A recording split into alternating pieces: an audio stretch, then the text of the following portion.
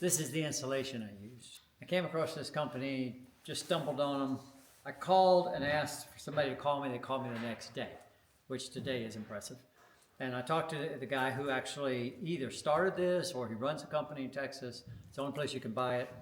It's insulationforless.com, I think is the thing. This is called Prodex, what did I say, 10M, I think. And what it is, it's got 2 radiant barriers, either side of about 3/8 inch of foam. And so you've got the foam insulation, plus you got the radiant barrier on both sides. And they glue together. So these are glued together, these 2 pieces. You just use a heat gun and it glues together. So up in the ceiling and on a lot of the walls, because they're on 8-foot centers, I needed 8 feet wide. So I glued them together, and then the rolls are 84 feet long. So I was able to glue 84 feet, stretch it out on the floor, glue them, cut them into sections like I needed 36 feet here, cut 36 feet off, and do the whole ceiling. And drop it and do 13 feet on the floor, from the floor to the ceiling. It boggles my mind that insulation less than a 1/2 inch thick can be anywhere near as good as rock wool, which is 6 inches thick. But, you know, it seems to be holding the heat in here. I've got it all in now. I need to do a better job up the top for vapor barrier. I need a vapor barrier up there. But other than that, it seems to be doing well. It'll hold temperature in here overnight pretty much. When it's 10 degrees outside, it'll hold it at 50 in here. If you're looking at insulation, I would definitely go look at Prodex. Here's what he told me. He said, have you ever seen them use 6-inch wool insulation in the space capsules? No, they use this kind of. And there's a reason for that. And I went, that makes sense. So we give it a shot and see what happens. And it's less money than rock wool. A lot easier to handle, very light. Right? Very light, easy to handle, easy to use. So it's worked so far for us very good. I will put this in our house when we rebuild the house. A year ago this very day, I saw you from a mile away that night. A magic night. Without a word, with just a smile, the 2 of us were eye to eye that night. You and I try to walk between the raindrops, ride the waves of every storm. I thought our love was always worth fighting for. I'm standing on an empty rooftop, finding out what to First sheet of insulation is up. to let go, give up, give in. So I'm gonna go from up to that top girt right there. I gotta leave a space behind it so that the air can come up between those 2. So the air's gotta come up behind that and then up through the roof. So we'll go to that girt, and then the top insulation will nail to that girt or that purlin, and then down on top of that, but not on that top girt there. So the air can get up behind it. That's what'll stop condensation from getting behind the wall. So I finished this one this morning. I put it up last night. And when I was doing this right here on the bottom, the cold air was really running out of there. So it tells you how much air that's holding behind it, which is super nice. So we'll pull these out, 13 feet, 4 inches. I think that worked out well. We may go 13.3 because it pushed in a little bit there. 13 feet, 3 inches. We take the heat gun and glue these 2 sides together. This middle, we just glue it. Makes an 8-foot sheet and put it up. Let's get her done.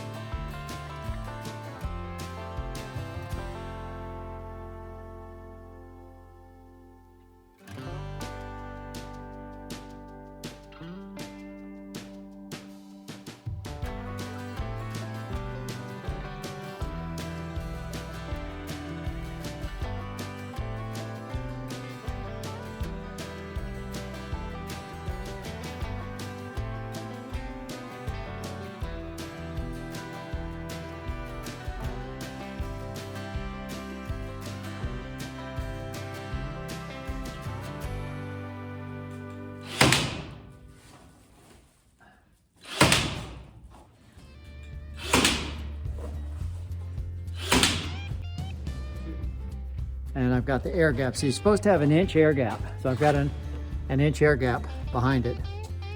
Oh, yeah, cool.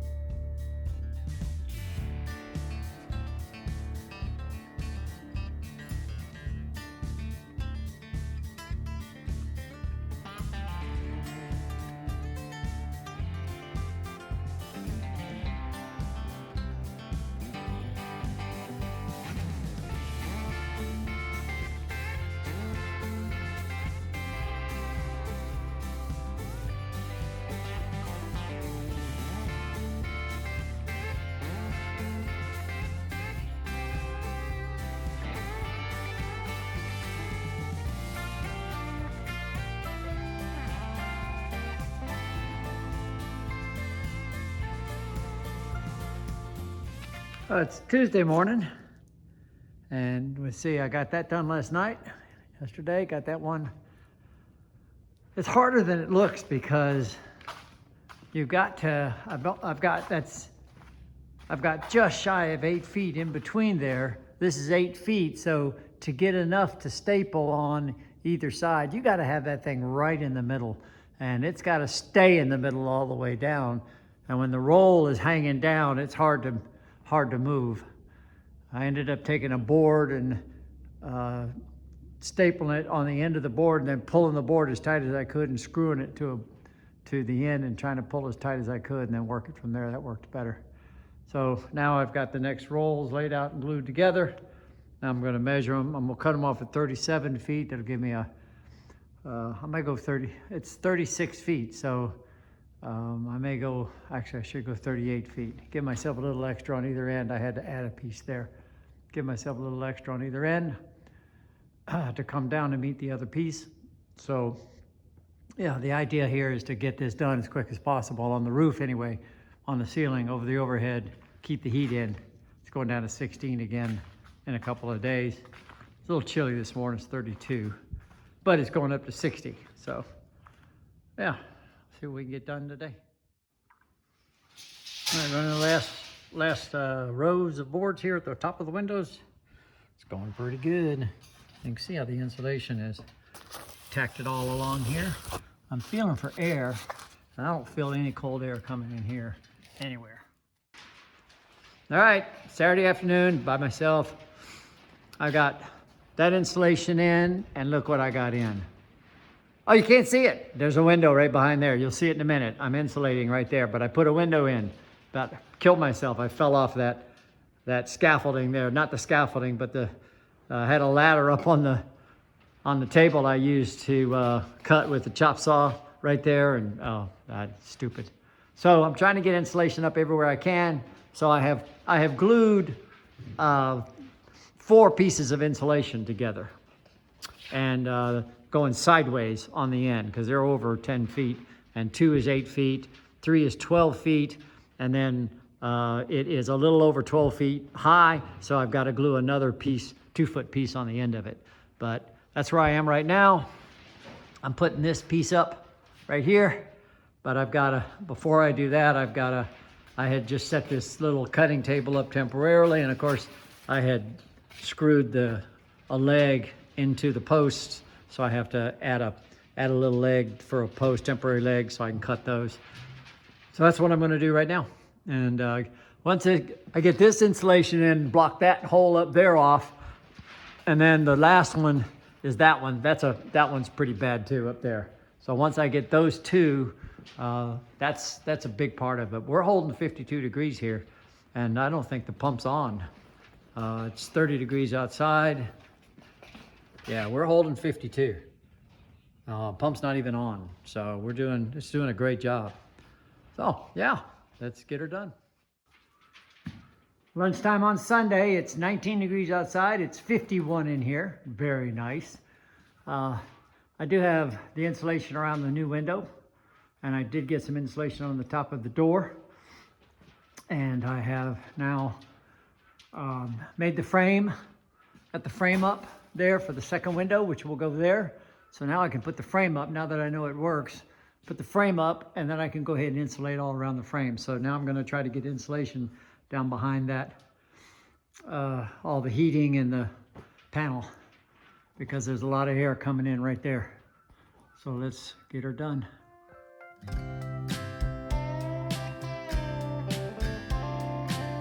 Lumber for the walls, garage doors are in, everything is insulated.